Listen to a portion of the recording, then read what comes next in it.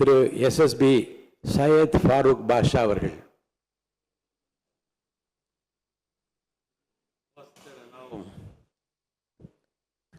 வாசித்த நாம் வணங்குவதற்கு தலையும் சிந்திக்க மூளை படைத்த வல்ல இறைவனுக்கே புழையனுத்தும் உருத்தாக்கி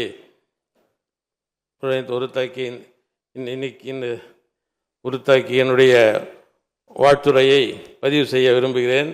வரலாற்று சிறப்பை மிக்க இந்த அவையில் என்னை அமர வைத்து அழகு பார்க்கும் வாணியம்பாடி சட்டப்பேரவை அன்பு வாக்காளர் பெருமக்களுக்கும் என்னுடைய அரசியல் ஆசான் ஐயா பேராசிரியர் பெருந்தகை KM காதர் மொய்தீன் சாஹிப் அவர்களுக்கும் மதசார்பற்ற முற்போக்கு கூட்டணி தலைவர்களுக்கும் தொண்டர்களுக்கும் எனது இதயம் கனிந்த நன்றியை தெரிவித்துக் கொள்கின்றேன். பேரவைத் தலைவர் தேர்வு ஒரு மனதோடு இச்சபையின் நாயகரை தேர்வு செய்த மாண்புமிகு தமிழக முதலமைச்சர் அவர்களுக்கும் மாண்புமிகு தமிழக எதிர்க்கட்சி தலைவர் அவர்களுக்கும் நன்றியையும் வாழ்த்துக்களையும் இந்தியன் யூனியன் முஸ்லீம் லீக் சார்பாக தெரிவித்துக் கொள்கிறேன், தெரிவித்து அமர்கிறேன். நன்றி, வணக்கம். அடுத்தது யார் சார்?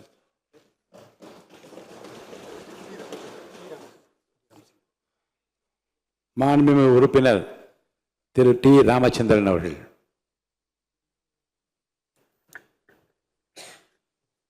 மாண்புமிகு பேரவை தலைவர் அவர்களுக்கு வணக்கம்.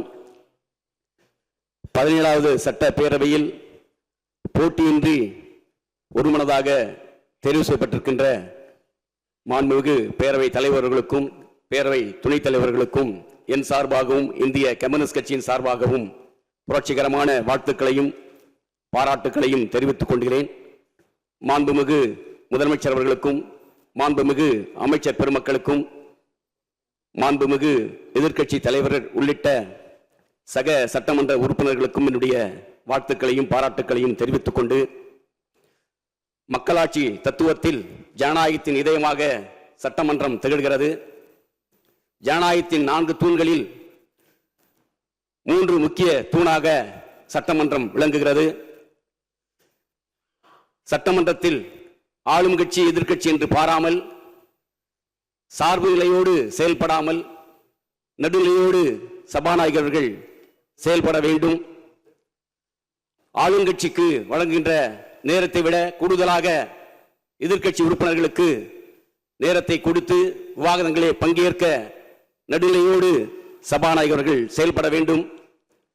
அதோடு மட்டுமல்லாமல் நம்முடைய மாண்புமிகு சபாநாயகர் அவர்கள் 2 முறை இந்த அவையில் சட்டமன்ற உறுப்பினராக பணியாற்றி மக்கள் நன்மதிப்பை பெற்றவர், நீண்ட நெடிய அரசியல் அனுபவம் வாய்ந்தவர்.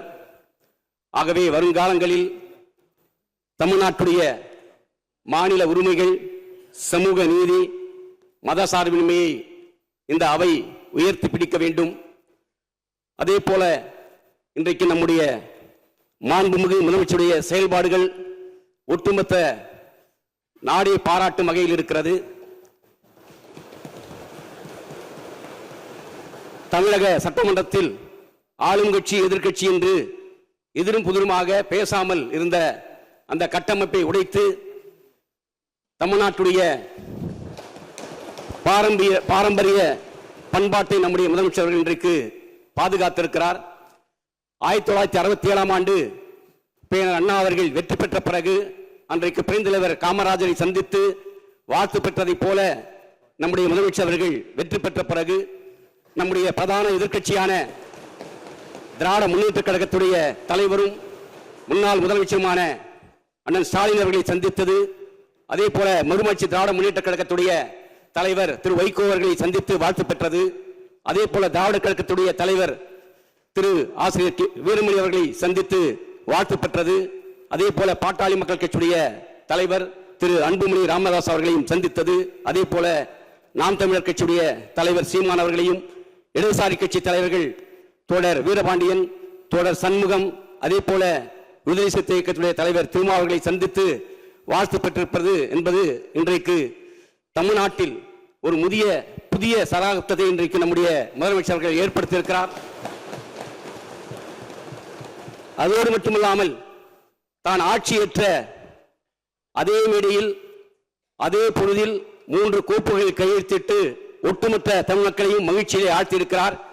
குறிப்பாக இன்றைக்கு பெண்கள் மற்றும் குழந்தைகளுடைய பாதுகாப்பை கருத்தில் கொண்டு சிங்கப்பெண் படை அமைக்கப்படும் என்ற கையெழுத்திட்டிருப்பது, அதே போல இளைய சமுதாயம் இன்றைக்கு போதையிலே புறையோடி கொண்டிருக்கிறார்கள். அந்த இளைய சமுதாயத்தை மீட்டெடுக்கும் வகையிலே அதர போதைப் பொருட்களை தடுப்பதற்கான கையெழுத்து, அதே போல 200 யூனிட் வரை மின்சாரம் இலவசம் என்ற கையெழுத்திட்டு இன்றைக்கு ஆர்வமே அமர்கலப்படுத்தி இருக்கிறார்.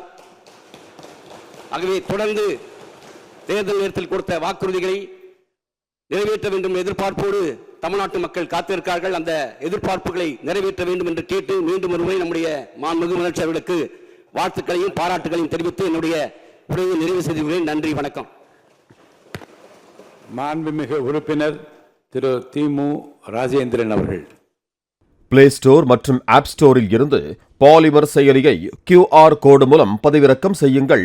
செய்திகளை உடனுக்குடன் பெறுங்கள்.